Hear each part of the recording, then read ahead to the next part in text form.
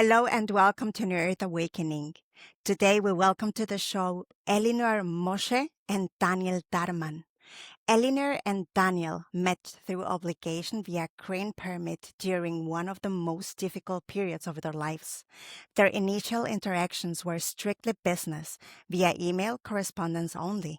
However, when an urgent amendment required a phone call to clarify several details, they immediately felt a familiarity and deep need to connect with each other. Throughout the course of COVID-19 and the challenges created by living in the world's most locked down city, they shared, they laughed, and they cried at the impact it had on both their lives. They lost employment, friends, and even family relationships as they found and asserted their value systems while supporting each other. Today, as best friends, partners, soulmates, twin flames, and business partners, Elinor and Daniel are on a mission to extend the impact, knowledge, and wisdom of their experience on the path to truth with the world. Guys, welcome to the show. Thank you so much. I like these people already. That's quite an introduction. That was certainly the introduction. Yes, thank you. Welcome. So you guys, could you please start again by sharing your path, maybe a little bit broader, each of you, and how it led you to the work that you're doing today? Yours started before mine, so you go first. Yeah, sure. Well, mine started in 2016 when I lost a lot of weight, about 30 kilos.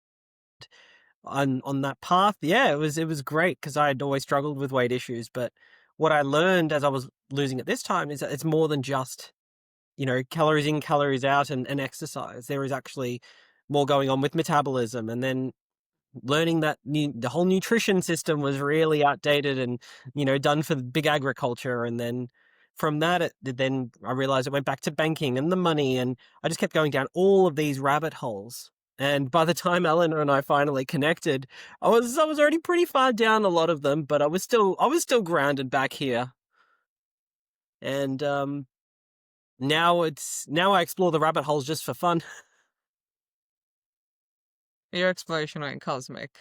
Well, yes, goes to all levels. And for me, I had the first awakening, I guess it was external. There was a lot happening in the world in 2020, and a lot of external paradigms came crashing down. And that was completely displacing. And you think you know the truth when you can see how the systems of the world and how that plays out on humanity on a collective level. You think you know the truth, but it really didn't end there. And it was in 2023 when I had my second or first breakdown, whatever you want to call it. But it was the start of the dark night of the soul, where I realized that I don't exist in my reality, and I have all but been consumed by the devouring mother concept, or maybe not concept, but the physical mother in this lifetime, but it goes far beyond that as well. It's a very deep wound with the feminine across lifetimes. And when I realized that I don't exist, and but I looked very successful on the outside. I was 3 books in, a global podcast, clients across the world, partnerships that people would keel over to get into those rooms.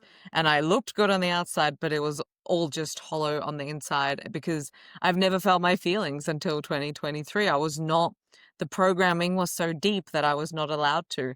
So what seemed very empowering on the outside was deeply disempowering on the inside. It looked like I was a strong, successful, independent woman, but I was really playing out on autopilot. A lot of strings of very bad decisions across certain aspects. 32, not ever having experienced a relationship, not even having friends, or because I've pushed so many away through my own unconscious scripting. And when I had that breakdown, my soul came through and I looked myself in the eye and I said, this can't be it. And I don't know how, but I will get myself out of this. And just to give a little bit more context, but we were on a family holiday. I was with my parents, and my mother at the time, quote unquote, didn't allow me to walk 600 meters around the corner to have dinner with my cousin. Right. And that seems paradoxical to what I was guiding others, which is to quote unquote live their best life, all of these things. But I was completely bound. And so that's when the journey began, and that's when the unconscious forces came to aid to realize how much of my soul and psyche, call them as you want, has been fragmented, and how much of me has not existed. Yeah. So you discovered all of that within you, you worked on it, and now you're helping others with exactly basically the same, right? We both started the path, I guess, of deeper self-exploration in tandem. I would take a step, Daniel would take a step, he would take a step, I would take a step, and that's how we would guide and support each other through the unraveling, the deconstruction. And what I definitely explored lots of modalities, and not one of them ever provided the totality of the truth. Not one was vast enough of a language or a model that was all encompassing of what it means to be a you. So our investigation got deeper and deeper and deeper, but also I was so fortunate, and I'm still so fortunate to have Daniel as my consciousness guide. And he was always able to provide that right perspective that really allowed for the awareness to shift and therefore reality to bend with. And that is the work that we do today via Truth of You, because through our own experience, it was not one modality, one language, one anything which got us to the truth of a person, of ourselves, of a situation, of whatever it is that we're seeking to resolve. It's all pointing towards self-initiation, in essence.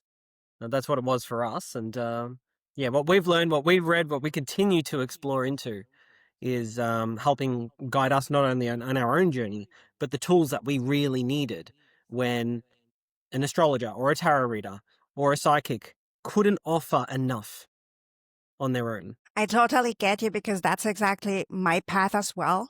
You know, it's like I love to explore different things. And it's like this word multidisciplinary is one of my basic things. You know what I mean? It's like I love combining everything that is possible to be able to combine because everything is interconnected. You just need to find where it is interconnected and which piece to put together with what.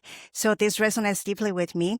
Let's start by you guys sharing which are those tools that you have taken and made your own. We like to position Truth of You and are constantly working towards being that heavy duty consciousness workers, because the problems or challenges that we experienced in the 3D, they seem very simple from the outset, especially when you're 30s and you look like you're functioning on the outside, but not everything is online on the inside.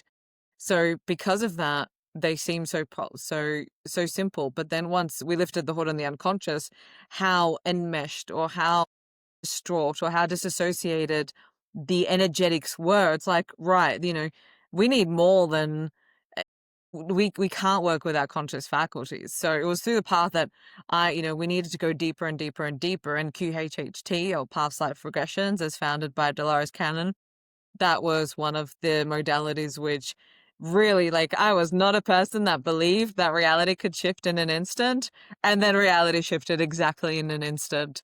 Daniel can talk more to the modality, but I had a regressionist on my podcast, and I just knew that I needed to go see her, and it was a 2-hour flight interstate. And I told Daniel, we were best friends, and it's like, hey, I'm going, so are you, but it's completely optional. It's fine. You don't have to come. And he was like, yeah, I'm in. I'm like, what? No one ever does these things for me, or, without a string attached or something in it. And we had the regression, and Daniel went first. He can speak to his own experience, but this might be the good time for you to speak to that experience. Yeah. Okay. So basically, I'd already had a session. And it was a real eye-opener, because that first session I had prior to the Queensland holiday was one that I actually very much struggled to go under. And it was one that I wasn't ready for that level of surrender, because that I realized I was 34, 33 at the time, and I realized just how quickly my whole life was built upon conditions that didn't allow me to go deeper within myself. So that session, although I would consider it successful and the practitioner was wonderful, it was still a very difficult experience. So going into the Queensland one, I felt a lot. I knew what to do. I knew how to focus, how to relax, and there was a lot that really came up that really showed me the connection, even with the divine father, has just been absent in this life. Even though I've had, my dad's still in my life, and I've had cousins and such, but no actual, real sort of father figure to look up to really follow in their footsteps or be guided. And then, with the divine mother, there was already fractures, enmeshment, as Elinor mentioned before, and problems that really, they were hard to see at the surface level for me. Very difficult, even for those around me to see. But again, in that altered state, they just become crystal clear in what they are.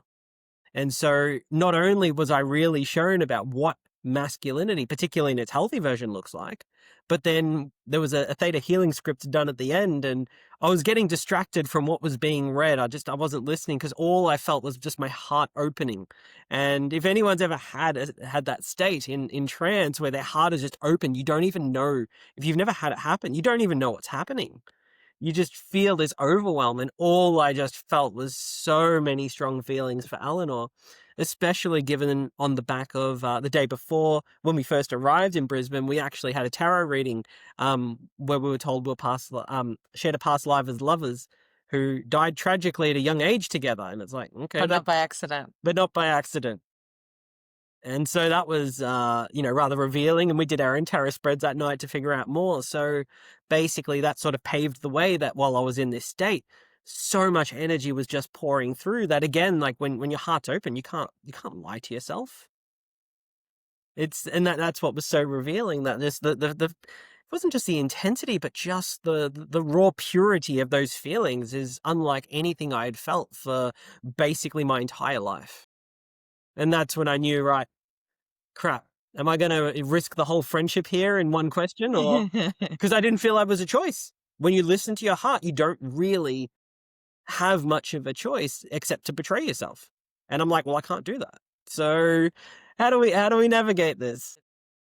So it ended up with the session. I walked out of there. Elinor can speak to how, she saw me just changed energetically enormously. Everything from the way I spoke, the way I carried myself. You say it was night and day. And then that night, I'm not a lucky in love person, and neither is Elinor either. But that night, we were just chatting, and then it just went in that direction, and my ego was sitting there just going, oh my god, is this happening? And the higher self just carried the whole thing for me. And just when I asked the question, it's sort of like, like your guts drop out. And you're just like, what did I just do? And then there was a 1 second pause, but it wasn't out of hesitation.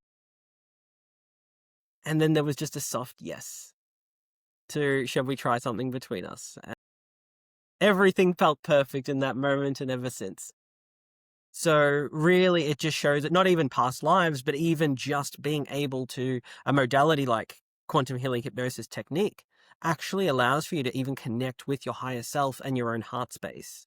That was the moment that I was completely sold on it and realized this is something the world must know about. Even if people aren't, they're curious, but at least know that something like this exists, that you can experience for yourself and know to be true. And yours, Elinor. Don't leave us hanging. I could hear this story across all lifetimes. It was 4 hours after the regression that we found ourselves in a relationship. And as Daniel said, I've never had a relationship. I've never been on a second date. I've never even dated as you would consider it in the modern world. Didn't even know what it feels like to be a woman or to be desired or anything like that. And for me, I tried to fill that void with career success and more achievement and more hustle and more grind and more self-sacrifice. Which is the wrong direction. Which is absolutely the wrong direction, because even that success, it was not foundationed on love, and it was not foundationed on truth and service from soul. But it was masculine success when you were seeking feminine success. Yeah, absolutely. It was a complete inversion for me in my soul's journey.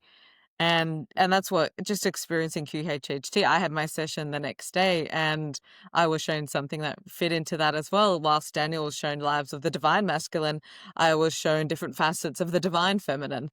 And there were lives where I too had the success, did really well in the world, was even a woman of high society that married really well, or I was like a chambermaid kind of thing for wealthy people. And from the outset, all of this looks fantastic. But there was only one life where I felt something, and that was the life of a mother.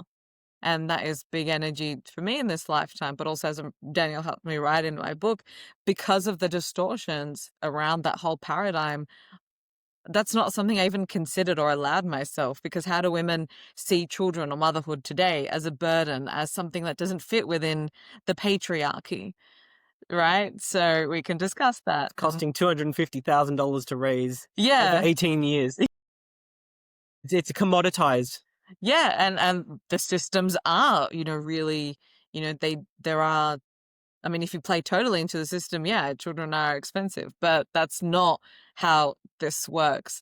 So I was completely shown a different way of being, and then being newly in a relationship with Daniel and doing sessions eventually on ourselves, it was, a softening. It was starting to rewrite a lot of scripts that were clearly false, and they were across lifetimes. And what that regression helped me to understand and to put language on was the disempowerment that I was experiencing. I wasn't going out of my mind thinking that it's this life. Like, this is something that has, my soul's done this before. And if I don't, quote unquote, step in, it will keep on doing this again until the contracts at a certain level are nullified. And then we've continued to do regressions on ourselves and, of course, clients that have come in. And it's not sometimes people do have an immediate result, but you see people's trajectory after 6 months and they are just unrecognizable in their energy. And that is just the ability when you lift the hood all at once. All healing is self-healing. The benefic entities or forces or higher self or anyone who comes into that space and what it rewrites and removes from you is just phenomenal. I'll give an example. Like, most practitioners also really undercharge, and that's not, everyone's dragging themselves down in this space. But one session is probably half the price of a doctor's bill. But if the doctor says, pay this because I need to see you for one consultation, people do that without even having any surety of healing, peace, what they're actually looking for. Yeah, you look at a modality like this, which is so powerful because you're in such a, deep, intimate state with yourself. The amount of surety and hesitation and, you know what I'm trying to say, like the amount of skepticism that people have regarding this is phenomenal. So being in this space and bringing awareness to this work and also giving people a prime experience with this is essential, because it's like doing a massive clean sweep on your unconscious. Otherwise, you work on it in parts. And look, everyone's at a different space, different point of their journey, want different things. For us, it was, the lights were flashing red on the dashboard all over. It's like, I need to stop the bleeding somehow. And it's also shown like how different problems and challenges exist at different levels. And even finding where they are can be, it's, someone has heart disease or diabetes, and it's like, no, there's more going on. If you have diabetes, like you're eating the sweet stuff because you're seeking sweetness in life.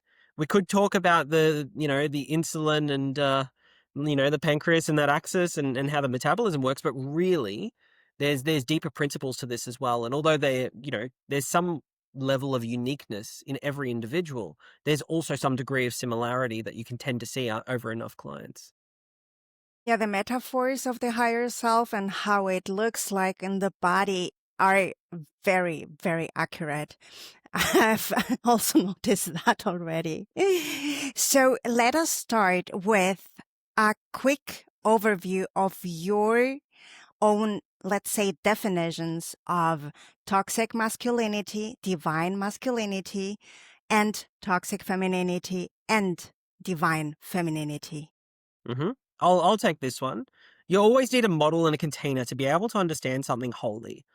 And so if we consider something like The Kabbalion, a book published in 1908 by the Three Initiates, the law of gender, or the principle of gender, was the seventh of the 7 Hermetic laws of the universe. And a very common symbol that you might see that encapsulates this is the Taoist symbol called the yin and yang. And so we see the yang, the masculine, represent the white side, and the yin, the feminine, represent the black. And so we can tend to see this through things like day and night. We think of masculine energy as overt. We think of it as the sun ruling the day. And then we can tend to think of the moon ruling the night, because you don't really see the moon during the day. So this is just a very rudimentary way to sort of conceptualize masculinity and femininity. And so masculinity embodies the active principle, doing something. And so we can look at, doing the wrong thing, causing harm, for example, is a very common form of, what we might consider toxic masculinity. It's doing, it's saying, it's externalized action. And so, to bring that back, how does a healthy version look? It's doing the right thing. You'll see it in biblical allegory, and look at someone like, even though, like, say Jesus, for example, embodied more feminine traits, there was still speaking out, for example, or there's many examples, but really even knowing, really, yeah, protecting is an interesting one, but that's also a masculine element as well, because it's actually fighting when you need to. And protecting. This is why the provider role is always sort of associated with the masculine energy. It's going out into the world to acquire and bring back. And so with femininity, we look at things that are more internal as opposed to external. This is why, women are more naturally in tune with the cycles, say, of the moon and of water and emotions, for example. There's that inherent connection that men don't traditionally feel as strongly. And so we might look at toxic femininity as something like being dysregulated internally, or perhaps if it embodies, say, the principle of care, for example, and actually loving and nurturing, it might be withdrawing that love. So we might look at a man going out and, being a toxic masculine by, harming, bullying, dominating, all of these classic things. Most people already know what toxic masculinity is. But toxic femininity might be gaslighting. It might be stonewalling. It might be just walking away and ignoring you altogether, or withdrawing love, or anything that naturally would just come to enhance that connection. And so the healthy version is to connect with, being right in your own energy internally.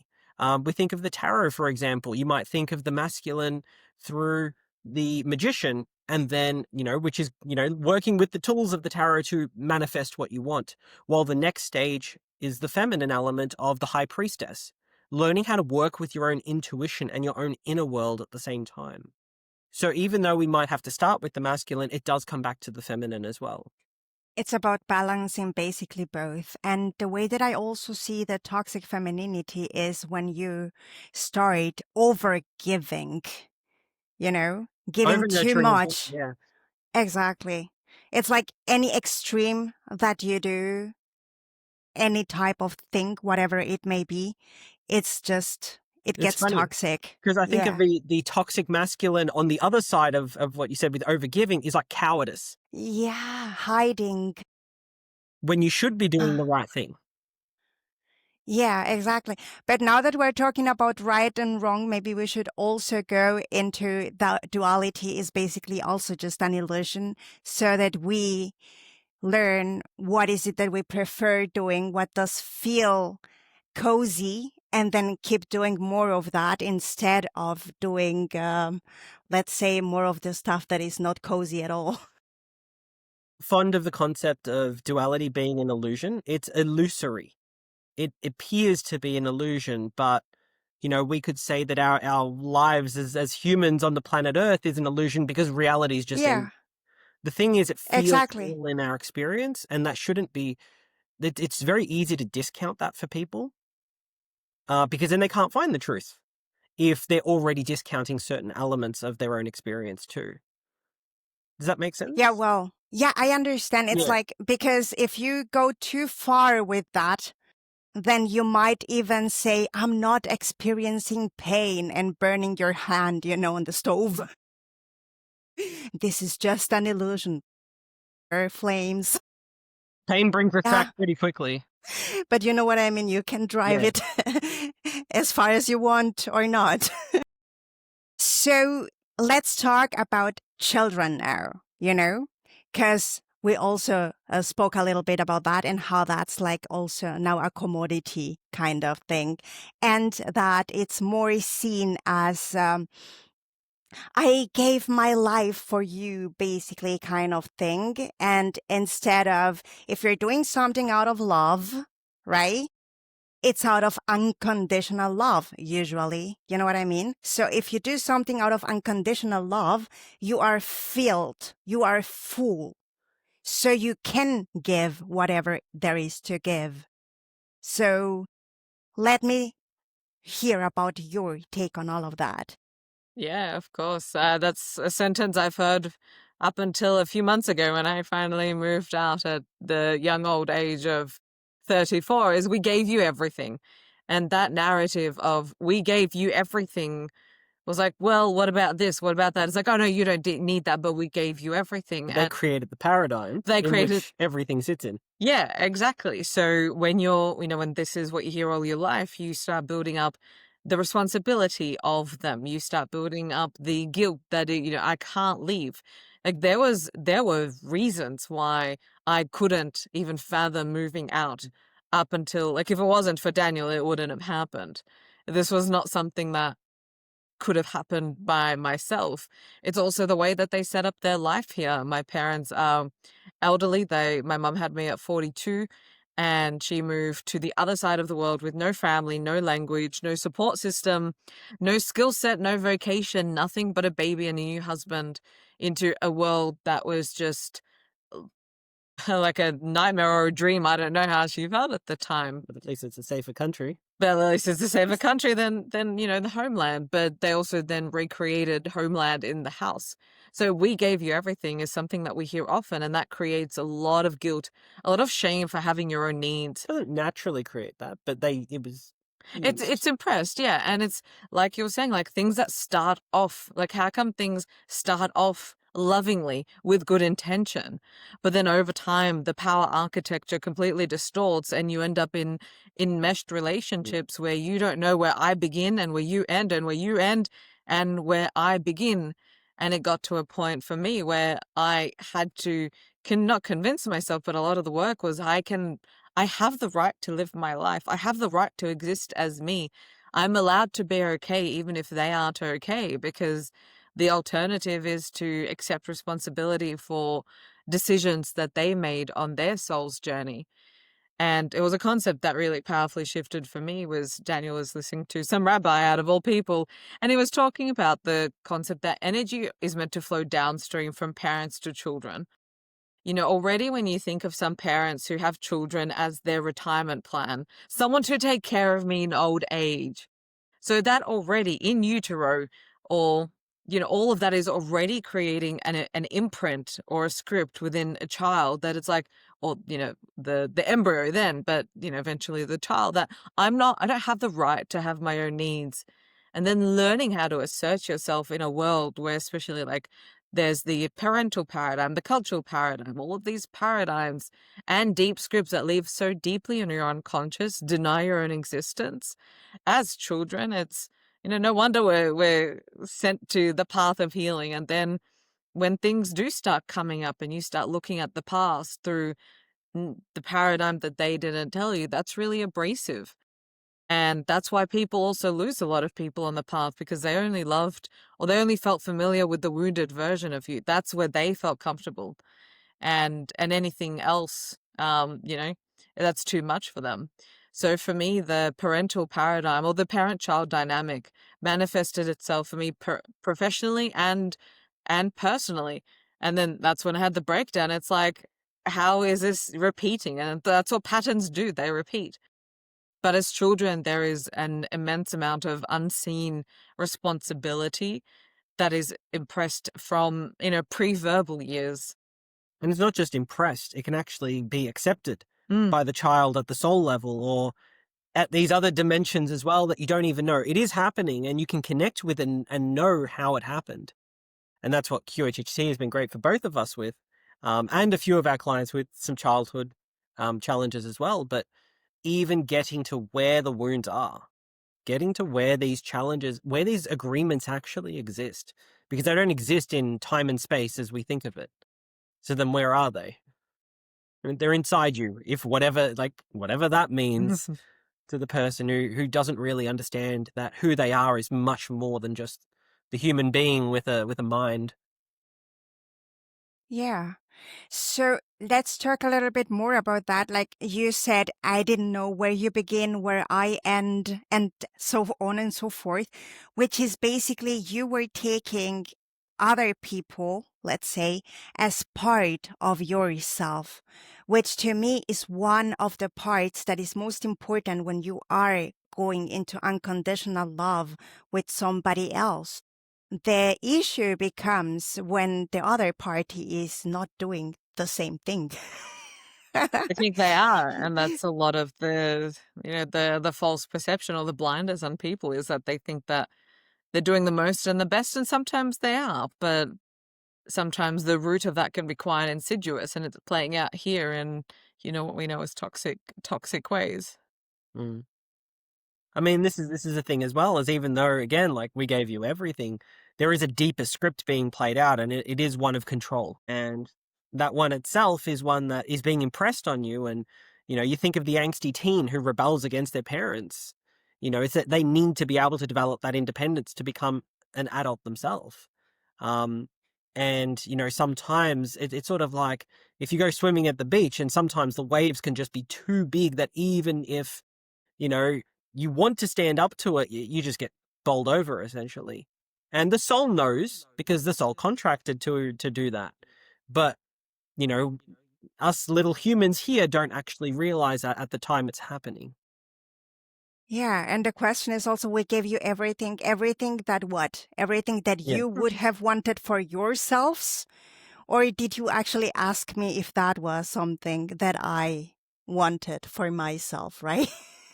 But it's interesting because a lot of, it's very easy to see how people really are, the way they behave really is a reflection of their own internal world and typically what has happened to them. This is how, trauma passes down intergenerationally.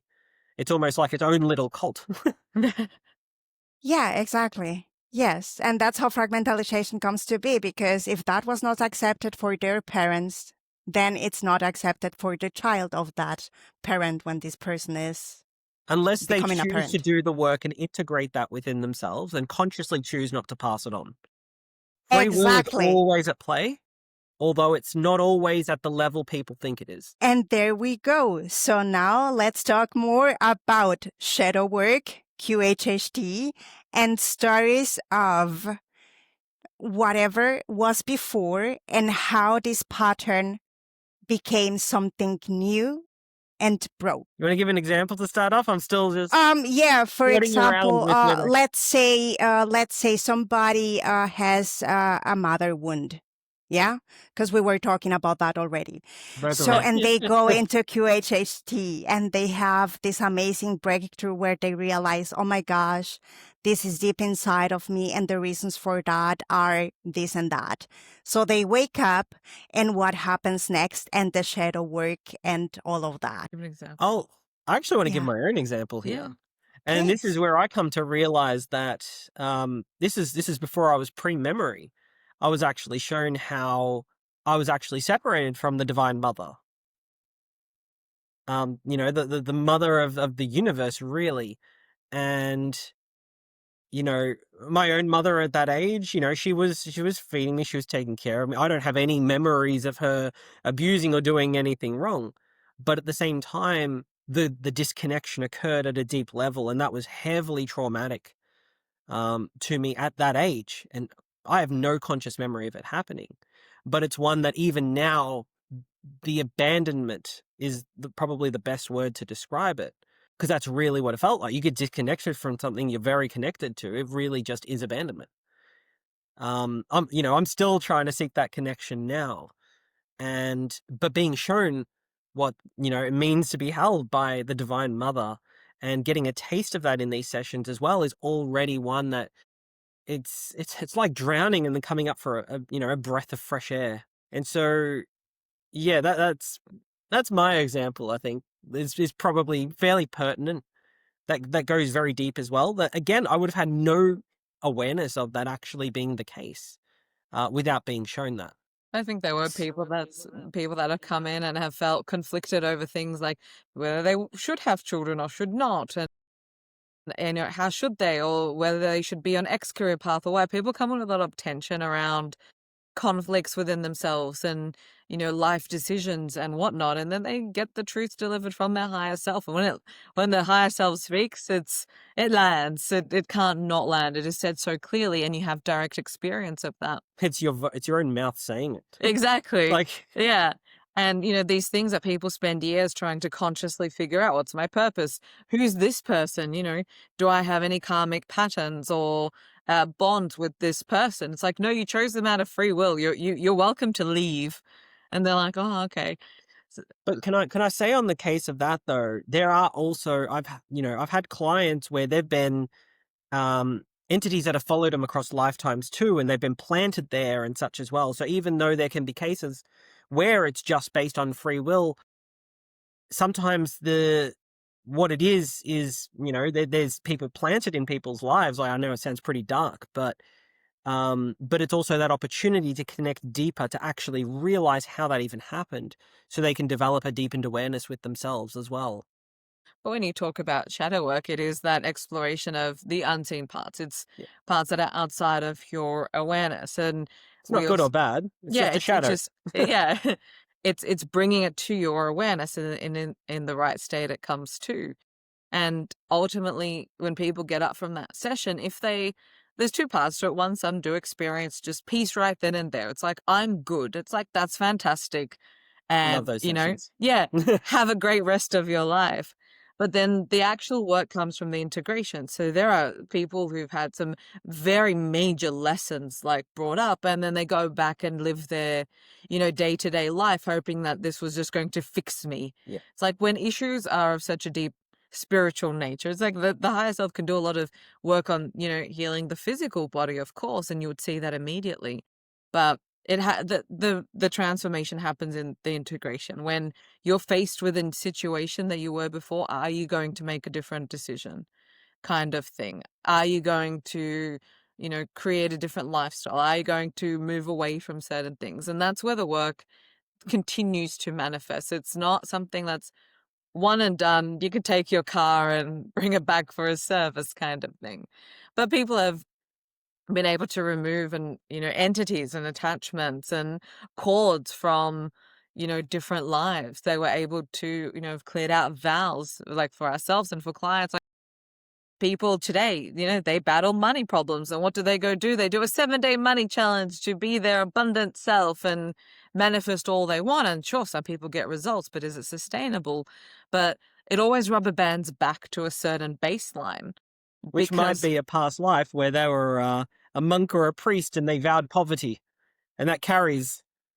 So vows and contracts carry across over lifetimes, and unless it's removed at the place where they were established, then people attempt to do their shadow work consciously, and it does have its place. Like we've done we do a lot of work and bring things to our awareness, using our conscious faculties as well. But their transmutation does not happen through, simply bringing it to awareness. It is powerful. It's a big part of it, but you want to move unconscious mountains when you're in that trance state. So it doesn't feel like a mountain anymore. But right now, if you ask me to do something that I never thought I could have done, for example, move out, then in a conscious state, it was not possible. Can I add, it's sort of like not doing the shadow work, and it's not really shadow work, it's shadow integration, really, I think is a better way to look at it, because I've seen, and even myself in the early days trying to do shadow work. It's like, I don't know if you've seen the show The Biggest Loser. Oh. It's where basically they get a lot of like obese or morbidly obese people. They put them on strict calorie deficits and make them exercise like crazy, and they lose a lot of weight very quickly.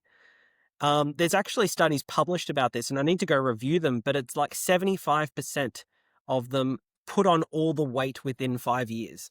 They put it all back because they actually haven't fixed what Elinor said, like the baseline, which I think is also really important. And making sure this work's being done properly. Do it once and do it right.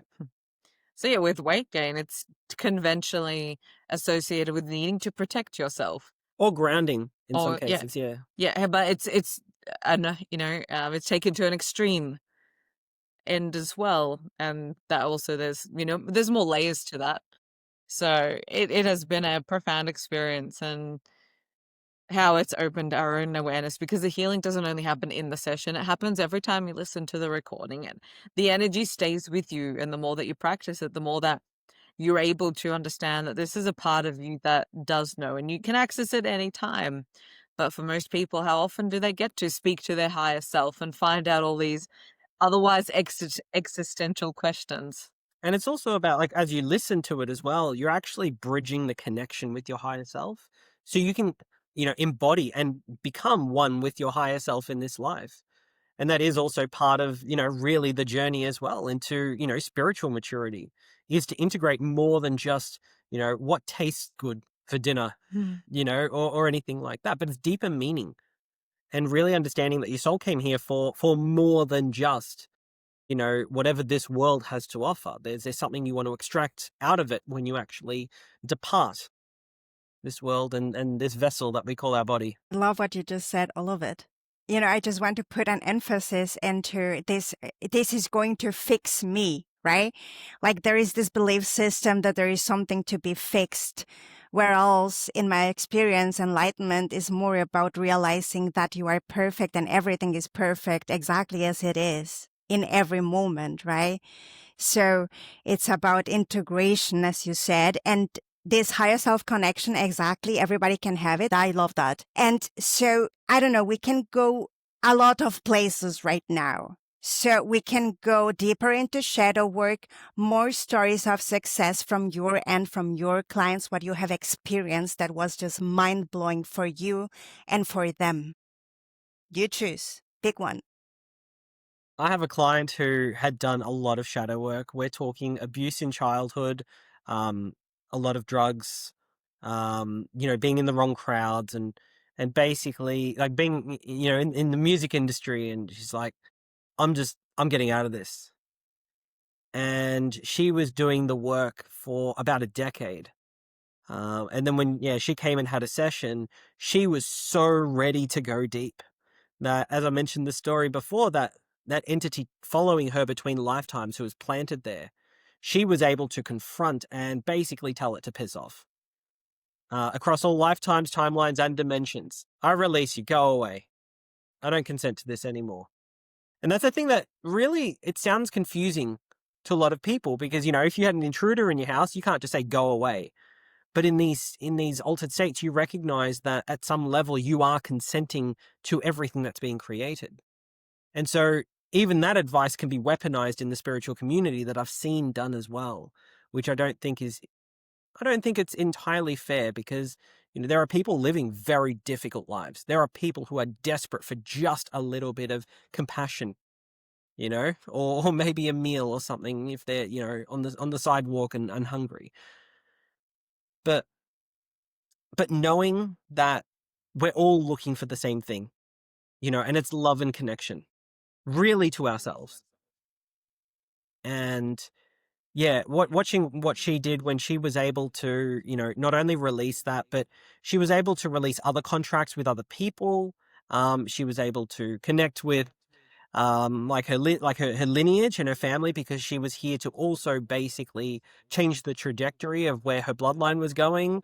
And that's the job she took on in this life. And she had already done so much work, but she couldn't go deep enough on her own to be able to just do these last few pieces. So I look at her as one of my most fondest sessions I've ever had. And just what she was able to achieve really was just icing on the cake to everything else she had already done. And so those who come with a strong intention and will are usually the best clients, because they put their own energy into it as well, as opposed to just expecting the higher self to do it. As Elinor said, they come in just wanting to be fixed. It's a wrong philosophy. So that's my story. Yeah, and I don't have Elinor? any more like specific examples, but it's as Daniel says, it's the right tool for the right job. And for people, just starting out on the path, it's like going to run a marathon tomorrow. Are we all fit for purpose for such a thing? No. Can we, really not stress test it, but can we really take the most out of this experience when we're not primed from it? And that's when, we found that other modalities that and other languages and other practices have afforded that deep inner exploration. And we were talking about this. We recently exhibited at the Mind Body Spirit Festival. Here was our own trial by fire into many things. And just seeing that there are people who still don't have a concept of the self, that they can shape their own reality. And I'm not saying that from like a mindset, personal development, unlock your potential kind of thing. And that is by no means blaming or shaming them, because we were those people who were just we carried a certain deadness inside. And the whole, what is everyone also looking for? It is that love and peace, but it's that feeling of wanting to be alive, that life isn't mundane. Like dinners are now fantastic with Daniel, and waking up is wonderful. It's not a and meal, it's an experience. It's an experience. And, planning things like, accessing gratitude. You don't need a 10-day gratitude course just to, teach yourself how to do that. The environment and the people around you that will just inherently bring that out within you. And it's this feeling of aliveness that, being on the path and healing and going through, the deepest parts, maybe not the deepest, but, forgotten parts of yourself is why we also do this work, because you carry this sense of aliveness that wasn't there before. Yeah, the joy for life, right?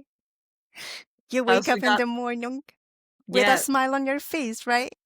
most of the times, if we're depending on our astral bodies has been up to in the evening. But it's, we can intellectually sit here, we can intellectualize all of this work, and I did a lot of that. Like I did the mindset work. I've been in that space, and it fell flat on its face, because the deepest parts of me did not believe that the best is yet to come, because it's like, how can it, with the scripts that are running, with how everything has been set up, with I don't even have a language to understand what's playing out. So no, a vision boarding exercise was not going to come and save me or fix anything. Does It can that help, but They can help, but it's like, who are you doing it with? What's the foundation? Is this what the conditioned self wants? Because if the heart doesn't want it, the heart's not going to put its back into it. But we asked in a QHHT session, it's like, did our hearts, we didn't even get the question out, but did our hearts know that we were, meant to be? And we didn't even finish the question, and the higher self said yes. And then it said, the hearts worked very hard to get us together, but we weren't operating out of the conditioned self in order to, in order to get to experience this. And this is available to others if they do work. The path is rewarding, but it looks during it sometimes. and even the idea of the work itself, it sounds like going to a job. It sounds very dry and like unfun. It can actually, sometimes the work is learning how to laugh. Learning how to laugh at yourself is a very common Which one, I is a think. big part of, like, in my soul contract numerology, in like my gene keys and my soul contract numerology, and even astrologically, like, I don't have access to that lightheartedness. Learning how to laugh at myself is a big part of my physical goal. Don't worry, I do it for both of us. And he does it for both of us. Like, Daniel's taught me how to, like, lighten up, not take things so seriously, not do so many things. The sacred trickster archetype. Yeah. It's like, there is a need to sort of just not hold on to anything, because there really is nothing to hold on to at the end of the day. Yeah. So, when you think of these, like, people also, and I guess the New Age, like, has posited the work as you do the work so you can have millions of dollars and your dream client and get your ex back. Like, just to manifest abundance. And yes, you do need to first learn, as Danny was explaining, because I felt a contradiction. It's like, are we doing something wrong? It's like, no, you need to have abundance within yourself first and in your environment to support giving that to others. You do need to practice this and achieve this for yourself first. But a lot of the work is people wanting to just, earn more money, more this, more that. And it's like, no, they're missing out on so much of what the path can actually bring you. And that is your own heart and soul back. And when you operate from that, and when you sit from that position, what comes up and how it comes up is phenomenal. And things that, we thought could never manifest for us.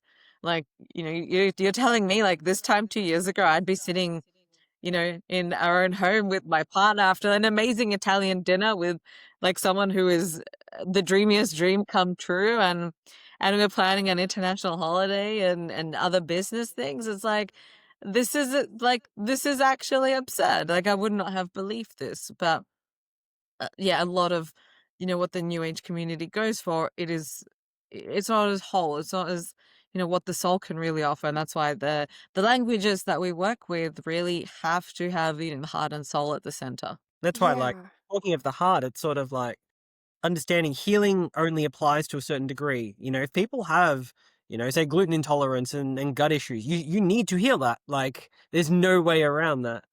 But then at the same time, once you get to a certain level of depth, healing isn't just fixing. Healing is integration. Healing is connection, particularly. And it's all, the way I've always seen it and felt it, is always back through the heart. Healing is, as Danny was saying, like, even that, when he was saying, like, I've only known healing as that fixing thing, but it's like, no, it's exploring new dimensions. It's connecting with other spirits. It's, as he said, and that is just as important of a part of self-exploration and healing than just, I need to, cut cords or get someone out of my life, albeit important at times. So very like human-esque and Yeah. 3D. Yeah. Yeah. Yourself, like, we're just ants. It doesn't mean that the life here isn't important, but there's so much more to who we are once you can recognize that. Yeah, I love that so much. What you just said a lot. It's like, yeah. And, how I tend to see this is that, first of all, like, if you're really living unconditional love, if you really integrate as much parts or as many parts of yourself that you can from the fragmentalization, that happened before, if you're able to do that, the abundance will come eventually because you are living your truest self. It's not going to be a hustle anymore, right? Yeah. Yeah. So let's talk a little bit about living your truth specifically. It's in mine. It was, I mean, my scripts for most of my life. I've battled with chronic illness since I was 18 and had to leave school, even though I wanted to be a high achiever. And that's been one that, especially like doing this work, shall we say, is one that made me realize that, the scripts there are setting you up to please others, to keep the status quo going, to not tread on anyone's feelings. But the thing is, as we serve others, we don't serve ourselves. And there is a biblical quote that says, you can't serve two masters. And so who do you serve? Because at the end of the day, at the end of your life, you'll still have yourself. But the idea of yourself is not one that is just, in this case, it's not just Daniel. It is Daniel that expands and becomes ultimately part of the all, part of source. It's sort of a bit woo-woo to sort of localize, but it's the idea of you have to serve yourself first. There's nothing inherently immoral about a baby being selfish. It needs to survive. But then a baby can grow up to be, a wise ascended master by old age, giving advice out to the entire world if they've done their work, and give everything that they've learned and experienced back to others as well. So living my truth has been one of recognizing I'm pretty good at playing the devil's advocate, but being able to call out the craziness, the insanity, even the weaponized effects. It's a bit hard to sort of do it in some cases around certain people, but where there really are, shall I say, they're psychically like leaking energy, or they're misbehaving, not because they actually want to cause harm, but because they just are, because of, well, this is the way it is. So living my truth has been calling it out. It's not actually just. In some sense, it's surrendered to myself as well, because this isn't comfortable to do. This isn't always fun to do. You don't make friends living a life like that. But at the same time, when you do make a friend, you'll make the right people. Like, you'll make the right friends. and they'll be much deeper. They'll last much longer, and they'll be like much more respectful in its nature as well. So learning how to surrender the fact that, look, if people aren't going to be right for you, they're not going to be right for you. If people want to have a problem or they want to hold grudges, you have to let them. And so living the truth is it's deeply rewarding, but at the same time it's also painful learning in a sense as well. And it's just being able to take all of it in stride and just recognize that this is life. And integrity is really, I would say, from this story, it's sort of one of my highest truths as well, because it's how I, reinforce my own connection to my higher self. That's how I live my truth. Well, for me, it was we want to be doing that, and I thought for a very long time I am doing exactly that, but it was not foundationed on love, and it was not foundationed on high value that I espoused, but was not living in accordance with. So it was not being truthful. I was not having integrity to so many different parts of myself. So before I could even fathom the concept of living my truth, A, what is living, and B, what is my truth? And Fair what place to start. and when the heart, like I had a catharsis of the heart this time 2 years ago, how would you know? And especially like by my design as a sacral authority, if you look at the human design model, or, every model will tell me the same thing. I need to feel in order to orient myself. And that's most people, but for some people, yeah, like 8/8 and like, but I have to feel. And if you can't feel because you just put it down and you suppress and suppress until you explode, and no one in your life has ever given space for the feelings to come out, no matter how they want to come out, then there's no way of either living and there's no truth. So that's really what started the path, is starting to realize what is everything that is false. And then when you start ripping all of that down, it still doesn't mean that you all of a sudden know what the truth now is. And we want, we do want to just replace it straight away. It's like, okay, I've emptied out. What now? I need to put new containers and new cloaking on me, but that's not how it works either. So it was both, what does living actually mean and what is the truth? And that's really having the heart align. And for me, it's been feeling into it. Do I feel anything? If it's not, then it's like, no, should be reorienting. But sometimes, look, we do live in an economic world. Do you need to do things that do not fall under the banner of living your truth? Yes, look at how the world is set up that doesn't support those two things, which are our birthright to be the case. Look how much work we all do to get to a point of living in our truth. I just want to say one more thing on living my truth as well, is also really understanding what I am, and through our business as well, like what you are, because the truth of you is also understanding what you are and understanding that you exist multidimensionally. Look at people that astral project and remote view. What does it mean to project your consciousness outside of your body? Who are you then? And so even the idea of being able to explore this as well, and it's not just about that or just your higher self, it's understanding what your entire place is within the all, the cosmic soup that we call reality. How do you get separated and individuated from that as well? And how do you feed back into it again? Because it's its own game. It's its own game of discovering yourself over and over forever, and learning how that's modeled for others and myself is one that it's one of I'd say the highest games you can play. Nice. Thank you very much. I love that. So now, before we close off, I would like to ask you what your highest vision for the new earth is. Imagine if everyone was living their truth and it was connected to, to our godhood, to source. And, souls that came here had a chance to experience the totality of who and what they are. I'm going to take this from a gentleman called Mark Passio, and I think it looks like something that you'll have to hear me out to describe it. Cooperative spiritual anarchy. And not anarchy as in the looting and rioting, but anarchy as, the Greek word, the a affix being without, and archy being archons or rulers. And so there is that cooperative nature. We all understand we're all part of the same human race. We're all souls having an experience. We understand that we are spiritual beings here living in physical bodies, and we work without trying to, put people in positions to make decisions for us, and understand that at some level we always have power, no matter how small we might think we are. That's beautiful. Thank you.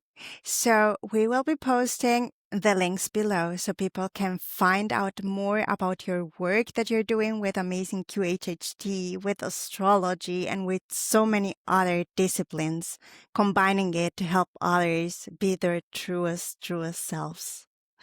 Thank you for being a guest. Thank you so for much. having us. You are wonderful, and this is, co-creating exactly what this podcast wants. So thank you for your work that you do within and without. Thank you very It's been much. wonderful. Thank you.